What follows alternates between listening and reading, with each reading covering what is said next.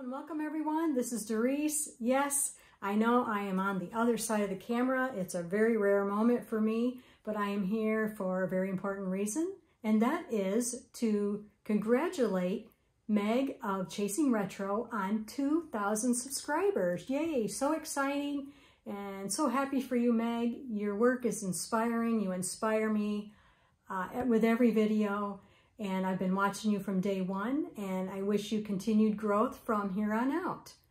All right, so for those that don't know, Meg is celebrating the 2,000 subscribers, and she's having a giveaway. I will link her video where she explains what's going on with all of this below, so you can get all the details and participate if you wish.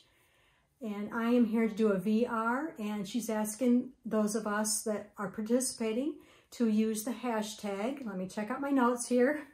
The hashtag is WayBackWhenInspiresAgain.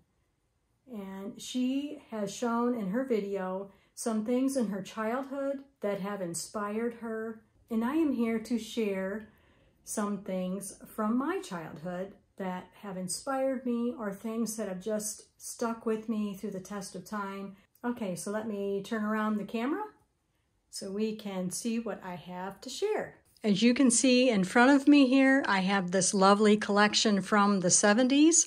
Yes, I was born in 1966, and the 70s was a very important time frame in my life. Just have these special items here that I've been able to keep throughout the moves and my adult life, and so I want to share them with you. Okay, let's start with my first one here. This is Velvet. Velvet, I believe she's called a Chrissy doll. And she was one that her hair would grow.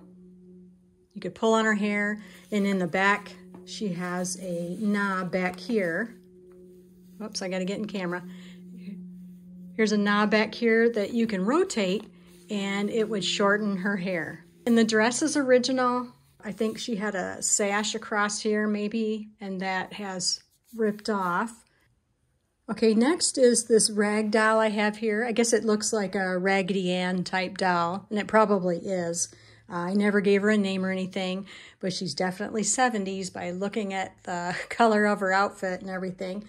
And she's got some nappy looking hair, and she's got some rips and that kind of stuff. But this is original, this little smock. When we would go up north, what we called up north, to my grandparents' cabin that my grandpa had built in Michigan. My sister had one too, but I think she has since, something happened to hers and she lost it. But these dolls were kept on a bed in that cabin. And the only time that we could play with these dolls is if we went up to the cabin. They were just left there, and we weren't allowed to take them back home with us. And so it was a treat to get up there to the cabin, go out and explore, but also to enjoy this doll. Next we have my Barbie. And while I was putting this together, her leg decided to pop out. But anyways, this Barbie, it's an original Barbie. If you look at the back of her, she is stamped with the date 1966, which is super cool since that is my birth year. I did not receive her when I was born, but needless to say, it's still pretty cool. Next thing I want to share is my Girl Scout sash. And I was in Girl Scouts for 5 years, and that's what each pin here represents. And this has a lot of special meaning to me. I had wonderful leaders that cared, but probably the thing I remember the most is I learned how to do crafts that I didn't learn how to do at home. We learned how to do ceramics, and we did macrame. I remember that for sure. In fact, I have, let me find it on here. Oh, right here at the bottom. My troop leader made this little patch. She did a little hand stitching to represent us doing macrame. So I thought that was super cool. And then on the back of the sash, so like at the top here, I'm trying to hold this back a little bit. At the top here in the brown, these are all badges I earned through brownies. And then down here, I was in Girl Scouts during our bicentennial year, 1976. So that's what these patches here are from. So all of this really holds a lot of meaning to me, and I got to do all kinds of fun crafts, and we went on all kinds of unique field trips. And so I have great memories from Girl Scouts. And so this is a piece I definitely treasure. Okay, then the last thing I want to share is this. I believe it's like around 1974 Viking Husqvarna sewing machine. This is the sewing machine my mom used the majority of the time to sew clothes for my sister and I. It has a lot of meaning to me. When I would come home from school, my mom didn't work, and so it was wonderful to come home and hear my mom, hear that sewing machine humming, and my mom would always have her 70s music on, her albums she would be playing, and that's why I love the 70s music so much, is because I learned a lot of the words from those songs.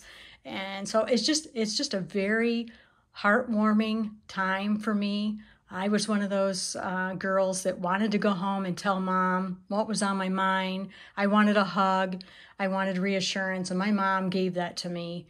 And it just was very comforting, just very special memories for me.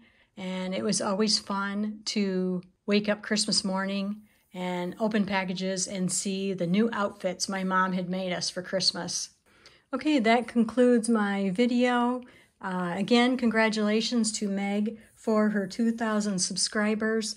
And be sure and use the hashtag WayBackWhenInspiresAgain if you would like to participate, or if you would like to see others that have put out videos in response to Meg's big milestone and giveaway.